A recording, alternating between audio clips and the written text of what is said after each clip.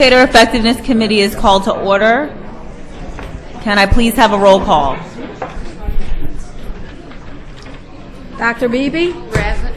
Dr. Beebe is present. Ms. Bofi? Ms. Bofi is not present? She's here. She's present. Ms. Bofi is Bofi? present. Ms. Bradford? Ms. Bradford is present. Mr. Garvey? Mr. Garvey is present. Mr. Gio?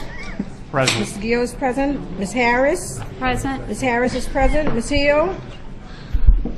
Ms. Hill is present. Dr. Moranti? Present. Dr. Moranti is present. Ms. Orange-Jones? Present. Ms. Orange-Jones is present. Mr. Romer? Here. Ms. Romer is present. Ms. Smith? Here. Ms. Smith is present. Ms. Jackson?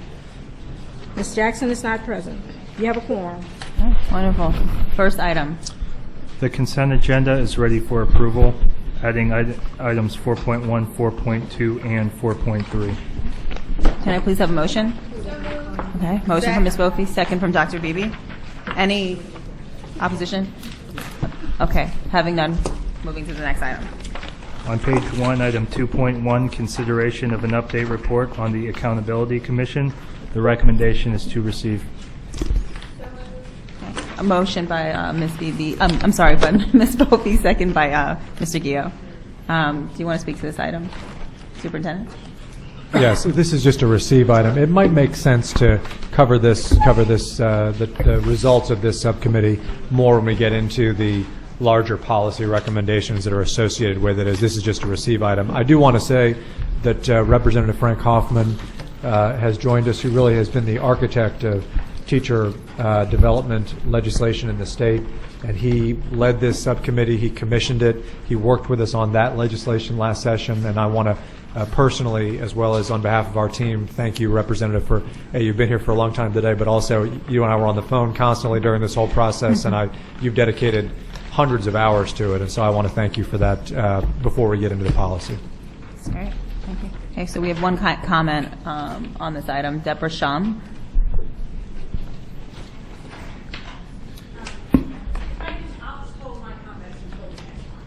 Okay.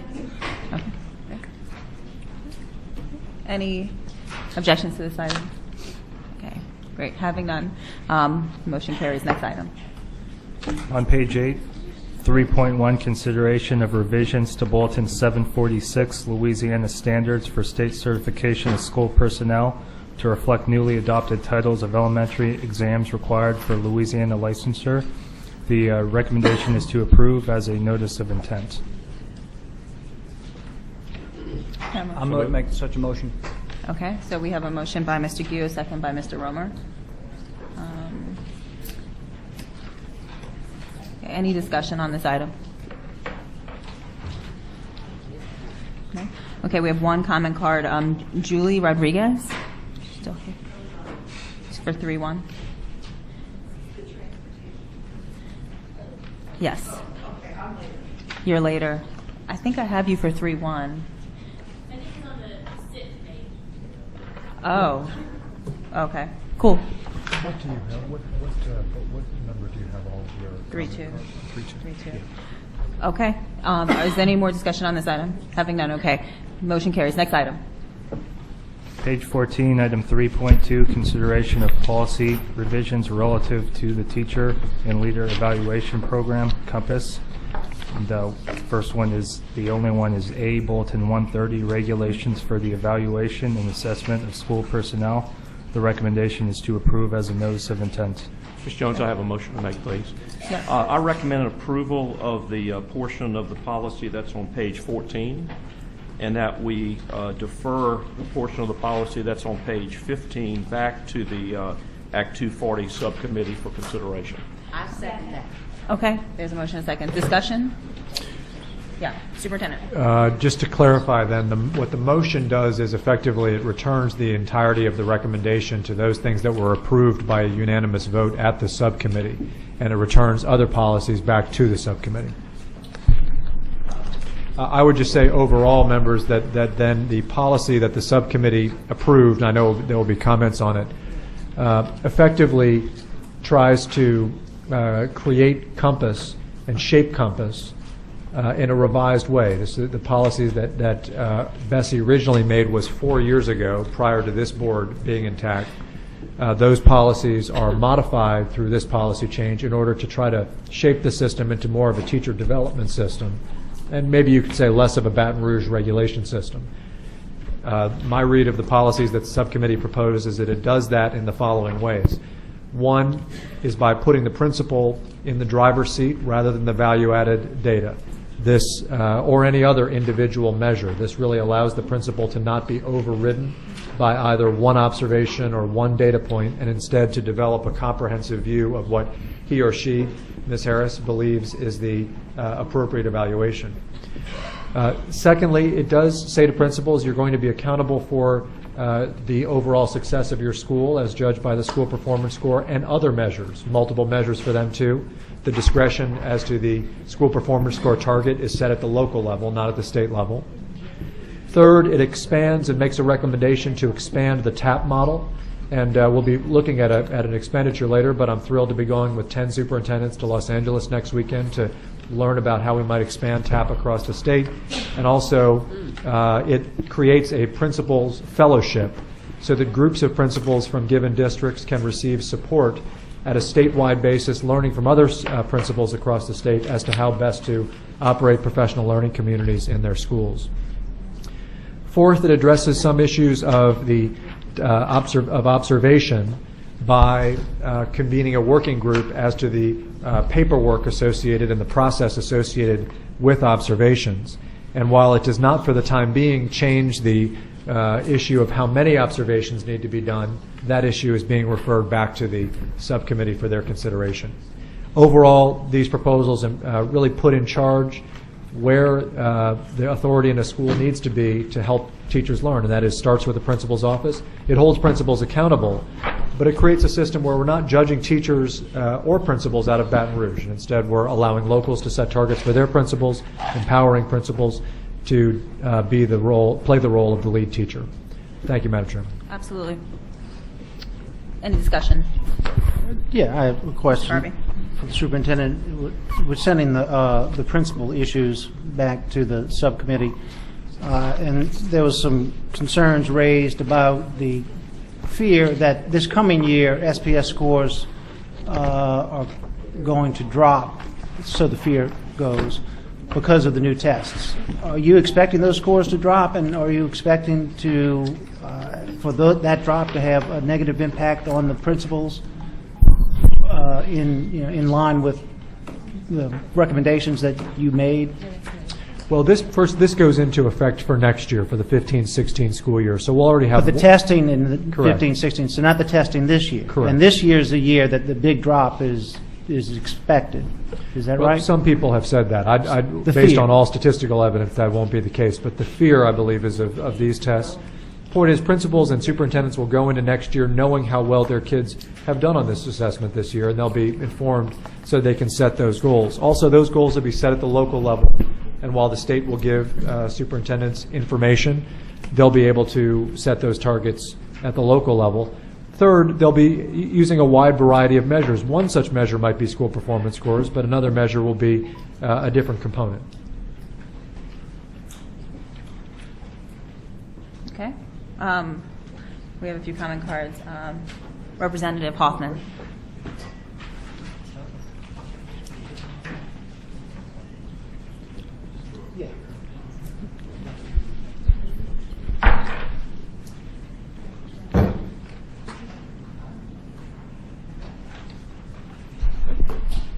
Thank you. I'm very glad to be here. I mostly wanted to, because Mr. White is actually kind of summarized, and you have in front of you the recommendations coming from our Act 240 subcommittee. Act 240 subcommittee was created with a bill that I did during the session last year, and it takes the Accountability Commission, and I enjoyed getting to meet those folks. You got some good folks on that commission. We added 6 classroom teachers, because while that's a good group, it didn't have a lot of actual classroom teachers. So we added one from each congressional district across the state, and then actually myself and Senator Appel made up the group. We also appreciated Jessica and Noah, the good work they did from the department here, and our chairman, Brett Duncan, appreciated the work he did as well. The recommendations are before you today. I was hopeful that you could still pass those, and the other things that you would consider could come back later in whatever group you wanted to consider those. I'm not sure if that's what... That is, yes. That is the action you're going Yes, to take today. yes, yes. Okay. I authored the value-added bill back in 2010, and I made the statement then, if this doesn't work, I'll either charge to change it or do away with it. We're not necessarily doing away with it, but we are suspending it for another year. You guys did that a couple of years ago. It's suspended this year. This adds a suspension for another year. We're concerned about value added for a lot of different reasons, and we need to continue to make sure it works before we put it in effect to evaluate teachers with. So on those 6 things, that's the 5th one on the list. And there is a statement there that says, to the degree that this recommendation conflicts with any of the other recommendations, this recommendation shall prevail. So we felt pretty strongly about that, as you can tell. But you have the others that the superintendent has already talked to you about.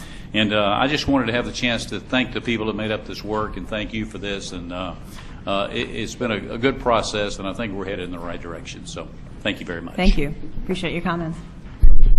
Deborah Shum?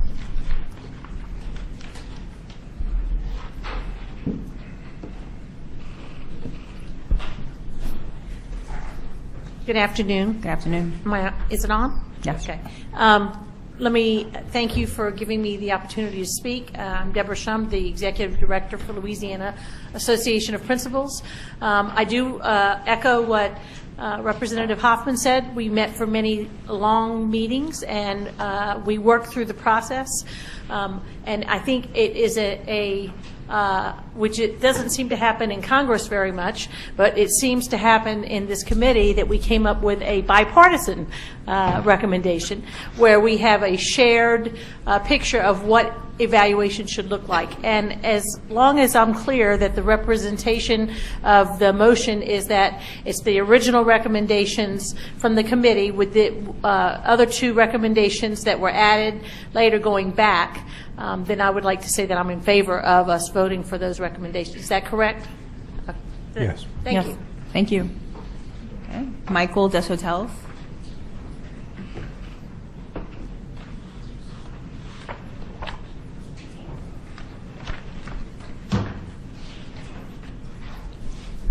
My name is Michael Desitel. I'd like to ask the maker of the motion a quick question. Would the motion exclude just the 5 items related to the principal evaluation, or does it also exclude some of the other items relative in Chapter 3 relative to personnel evaluation? Is it just the bottom part of? The motion includes 105 and Section 105, and then it also includes all on page 15, all of those recommendations on page 15. Yeah, I guess what I'm confused about is I'm looking at the Bulletin 130 instead. Mr. Desautels, if I may, I think I can clear, if it's okay, I don't mean to interrupt, but Mr. we do know that there's a little bit of language that overlaps, and we think we're getting that right, but we may in fact have to make sure, confirm tomorrow, that we've got the language correct. But the intent of Mr. Guillot's motion, I believe, if you look in the package, was to capture the essence of page 14, but take the items that are on page 15 and refer those back to committee. But we do need to double check the language in the bulletin to make sure we get that right. Okay, thank you. And staff may or may not have that ready yet. I'm not certain. And I'd like to say that I think it's a good motion. The only thing I noticed in looking back at, and I attended all the meetings of that committee just as an observer, and the only thing that bothered me a little bit was in item G under the Section 303, was that it states that even though the VAM will be suspended for through this next year, that the department will produce transitional student growth data that may be used as a measure of student growth. The way I interpret that is that I think that still is a type of VAM data, and if you're going to exclude VAM data for that year, really you probably should not have this language. I just want you all to think about that. Maybe there's a way to look at that again, even though you may approve this today. I'm afraid that looks a lot like VAM data to me, and it probably should just be excluded. Thank you. Thank you. Thank you. Steve Monahan.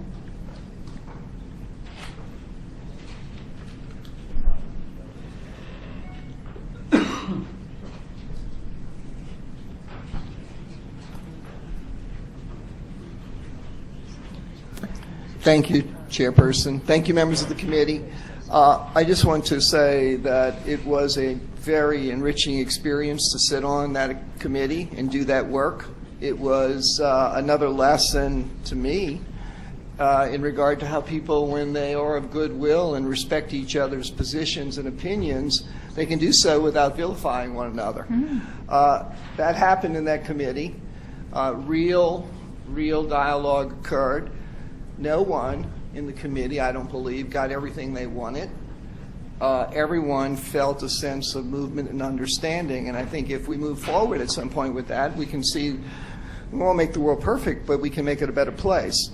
I would hope that as we do move forward with improvements to the evaluation process, we look more closely at the SLTs in regard to how these SLTs were implemented statewide, and for consistency purposes, so that there is a confidence of process. And I do believe, I don't think I'm speaking out of turn by saying that I think I've had that conversation with Superintendent White.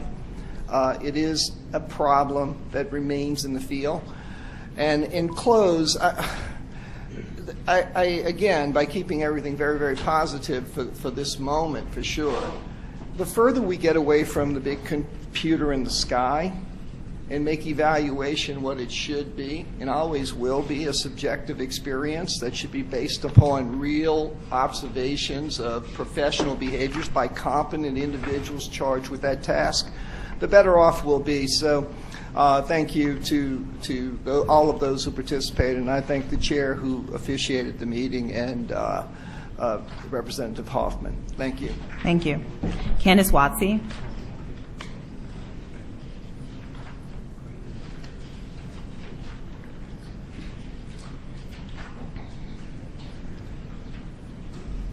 Good afternoon. Candace Watsey, teacher in St. Tammany Parish. I have a few things I'd like to add to this. First of all, I do want to thank the members of the Accountability Commission for doing this work. It was definitely needed. I was able to keep up with it only vicariously. I wish some of the meetings had been scheduled at times when teachers could have been in attendance in the audience. And that's been the problem with this from the very beginning, since 2012, when teachers were locked out of the Capitol, when all of these punitive measures were passed, that the teachers have been kept out of it. I have a few thoughts to add. One thought concerns, again, the zero. I was told at a faculty meeting this past Monday that teachers will receive a zero if students opt out. I was asked by a student, if I opt out, do you get a zero? I was also told that I was not to discuss this with students. As far as the VAM goes, I keep hearing how you've given me a 2-year quietus from VAM, but the point was last year was supposed to be a transition year to Common Core, which I am very against. And at the last minute, it was not a transition year. So then in November, suddenly, well, guess what? VAM doesn't count. But here's the thing. The VAM data did show up online on the old human capital site. I'm your human capital right here in front of you. And teachers at my school were made to feel terrible. So if VAM is not going to count, so it wasn't supposed to count last year anyway, because last year was supposed to be a transition year. And now you're telling me, guess what? It's not going to count this coming year either. Well, this year should have been the first year of all this mess. So we're really not gaining anything as teachers. I'd like to say one last thing. I'm reading a book right now called Quiet. I highly recommend it. And this is a book about the idea that the business model of placing everybody in groups, a la the Danielson rubric, is the way that we have to go. And when we are evaluated for our formal and informal observation, what we are being told is students must be in groups. They must be running the instruction. That is not always the way to go. Mr. Garvey, you went to Jesuit. I taught at Jesuit for 10 years. Groups were a rarity in most classes. In the book Quiet, Steve Wozniak recounts how he invented the PC by himself, in quiet, in the morning before his work at Hewlett-Packard and in the evening at the end of the day. So I would ask, please, that we revisit this Danielson rubric, which is flawed. It was flawed in the way that we implemented it, in the way that we used some of it and not all of it. We need to revisit it. It is not, and again, this is 37 years of experience here before you. It is not the way that every classroom should look every time. It is ridiculous. I'll say one last thing. In helping one of my autistic students try to do the park-like practice test or whatever, his whole response to the convoluted questions was a simple, "I can't think." I hope you have listened to what you're hearing today. I'm used to coming to these meetings and coming away with nothing. So Thank I'm you. content just to be a burr under the saddle. Thank you. Thank you for your comment. Mike Ball. Is Mike here? Mike, yeah. Sorry about that.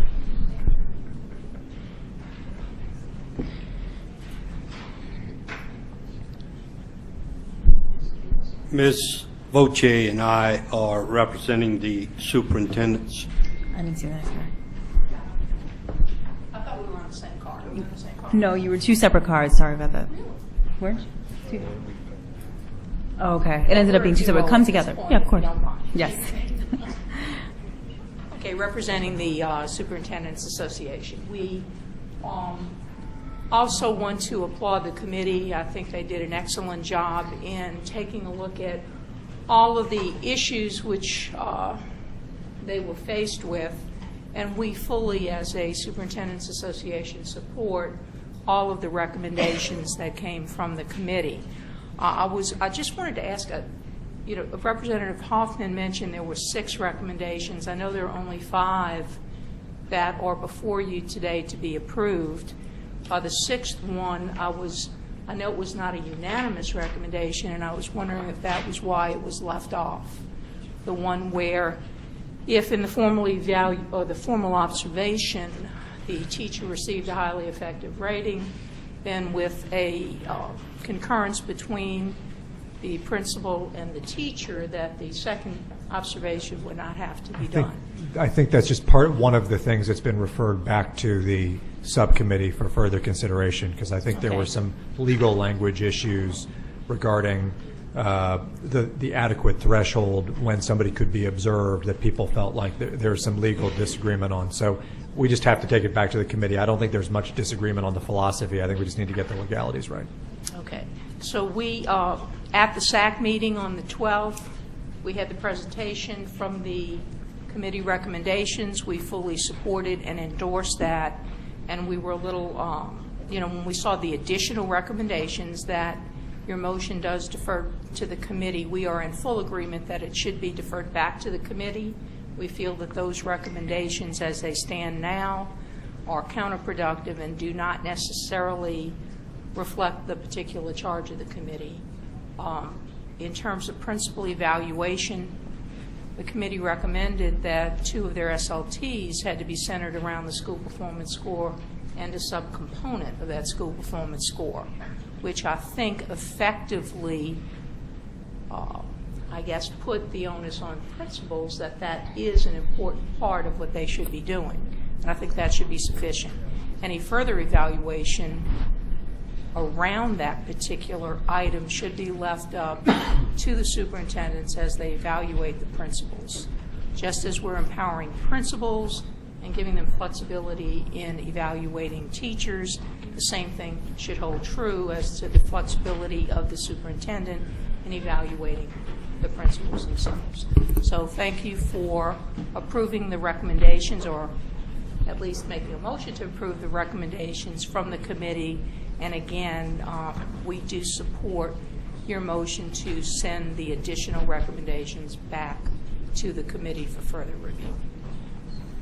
And on behalf of other superintendents, I can truthfully say that across this state, more and more principals are being held to a higher standard. And no longer is the day that you appoint someone to a principalship that they can ride off into the sunset easily. It's a challenging job. They face tremendous challenges, but we hold them to high standards, and our principals are making progress as evidenced in the school scores. Thank you. Thank you for your comments. Lee Barrios. Okay. Shane Riddle.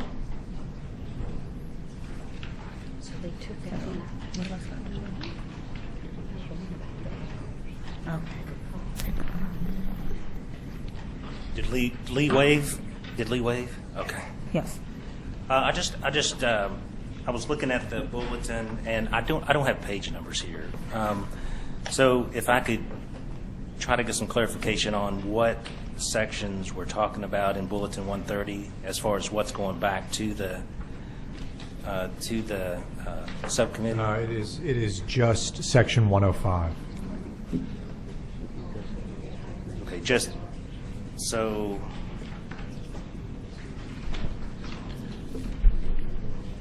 So 305, 105. Yeah, but 305D5 would not be going back? 305D as well, yes, you're right. Okay, You're right. okay. All right, so then I'll say that on behalf of the LAE and professional educators around the state, we applaud the committee's recommendation to take it back to the Act 240 subcommittee. Thank you. Okay, thank you for your comment. There's one more comment card who does not wish to speak. Scott Richard opposes the additional LDOE recommendations. Again, and those are going back to the subcommittee. Those are going back to subcommittee. Okay, any more discussion on this item from the board? I just wanted Dr. to Beebe? Get a clarification. So there was one recommendation, and I think the vote was 10-4, where, and I think Superintendent Voce referenced it, where the principal, if the teacher received an effective proficient or highly effective rating, there would be a conversation between the principal and the teacher, and if the teacher agreed, then there would only be one observation. Yes, and I don't think there's well, I shouldn't say that. I don't think that there's much disagreement on the policy itself. There are some legal questions about how it is worded that so as not to put a principal in a position of having to go above and beyond to prove incompetence in the event that that were to happen. That language needs to be wordsmithed. We need to send it back to the subcommittee, and we will make a decision then. Okay. Any other? Oh, Ms. Bovee. So I'm curious as to when this policy will go into effect. This is for the 15-16 school year and beyond. Okay. And when are we going to hear back from the Accountability Commission on these items that we're referring back to them? I believe we're going to try by April. I don't think that should be hard. Yeah. Okay. Any other questions or thoughts on this? Any objections? Oh, wait. Yeah. I just would like to say thank you because I think the committee did a great job, and I appreciate the recommendations going back to the committee, and I just appreciate everything they did. Thank you. That's great. Yeah, Ms. Bradford. I just want to echo the thanks to the committee because this was a big undertaking, and I really appreciate it. That's great. Okay. All right. Any objections? Great. So the motion carries. Can I And just pause for a second? Yep. I do just want to say that the committee is all volunteers. There's also staff, and Jessica Bagian and Noah Devine staffed this project and led everybody through 1,000 different iterations. Representative, I thank you for giving them a shout out, and I will do so as well. Absolutely. Thank you. Jessica. Okay, wonderful. Any more items? Okay. All right. This concludes our meeting.